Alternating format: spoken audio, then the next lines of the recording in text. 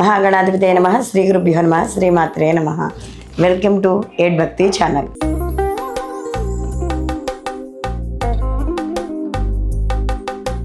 రవి గ్రహ సంచారం.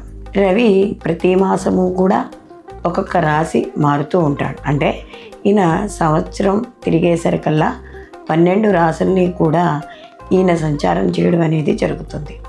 అదేవిధంగా ఈ రవి కారకత్వాలు కానీ చూసుకున్నప్పుడు రవి గ్రహాలకి రాజు.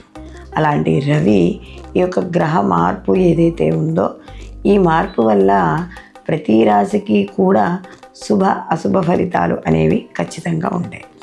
అయితే రవి ఇక్కడ మనకి సహజంగా ప్రభుత్వ రంగాలకి, రాజకీయాలకు, అలాగే ఉద్యోగాలకు, ప్రభుత్వానికి సంబంధించిన వాటికి రవి యొక్క ప్రభావం అనేది మనకి ఎక్కువగా కనపడుతూ ఉంటుంది. అయితే రవి ఈ యొక్క మార్పు వల్ల అయితే ఇవి గోచార ఫలితాలు కాబట్టి ఈ గోచార ఫలితాలతో పాటుగా మనం వ్యక్తిగత జాతకాలు, అంటే ఒక వ్యక్తి జన్మించిన సమయానికి ఏదైతే ఆ యొక్క జాతక రాశి చక్రం ఉందో దాన్ని ఆధారంగా కూడా చేసుకుని ఈ గోచారము ఆ యొక్క వ్యక్తిగత జాతకము రెండూ కూడా చూసుకుని అప్పుడు ఫలితాలు అనేవి చూసుకోవాలి. ఇవి మనకి కేవలం గోచార ఫలితాలు మాత్రమే కాబట్టి అది ప్రజలు దృష్టిలో ఉంచుకోవాలి. కాబట్టి ఇప్పుడు ఈ 12 రాశుల వారికి రవి యొక్క సంచారం, అంటే ఇక్కడ నవంబర్ 16వ తేదీ నుండి కూడా రవి మనకి వృశ్చిక రాశిలోకి సంచారం చేయడం అనేది జరుగుతుంది. కాబట్టి ఈ వృశ్చిక రాశిలో ఈ యొక్క రవి సంచారం వల్ల ఎటువంటి ఫలితాలు ఉంటాయి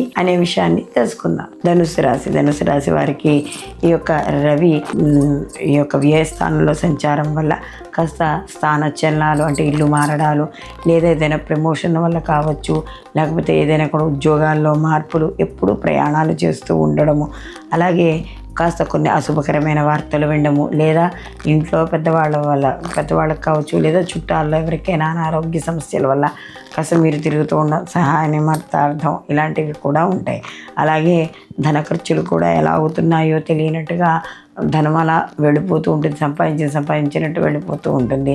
అలాగే ఏవైనా చిన్న ఆపదలు, అంటే ఏదైనా స్త్రీలు అయితే ఏదైనా వంటింట్లో పనులు చేసుకున్నప్పుడు, లేకపోతే ఎక్కడైనా బండి మీద బయటికి వెళ్ళేటప్పుడు, ఇలాంటప్పుడు చిన్న ప్రమాదాలు అనేవి ఏర్పడే అవకాశం ఉంది. సంఘంలో మాత్రం కీర్తి ప్రతిష్టలు తగ్గుతాయి, చేసే పనుల వల్ల కావచ్చు, లేకపోతే మీ మీద ఇదివరకు పడని వాళ్ళు చెప్పే నేరాల వల్ల కావచ్చు, ఇలాంటివి కూడా ఉంటాయి. బంధువుల ద్వారా కాస్త వైద్యుడిని సంప్రదించడం అనేది కనపడుతుంది.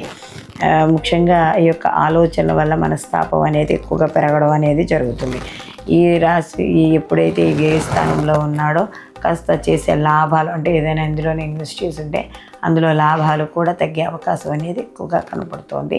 కాబట్టి వీళ్ళు మరిన్ని మంచి ఫలితాలు పొందడానికి వీళ్ళు ప్రతి నిత్యము కూడా ఆదిత్య హృదయ పారాయణ చేసుకోవడం, అరుణ పారాయణ వినడము, అలాగే ఇక్కడ సూర్యభగవానుడికి బెల్లంతో చేసిన పరమాన్నాన్ని నివేదన చేయడం ద్వారా మరిన్ని మంచి ఫలితాలు పొందవచ్చు. దీంతో పాటుగా ప్రతిరోజు కూడా మనకి ఈ నవగ్రహ స్తోత్రాలు పారాయణ చేయడం ద్వారా కూడా మంచి ఫలితాలు పొందుతారు. స్వచ్ఛమైన స్ఫటిక లింగాలకు, జాతి రత్నాలకు ఈ కింది నెంబర్ని సంప్రదించి. సర్వే జనా సుఖినో భవంతు. లోకా సంస్థ సుఖినో భవంతు.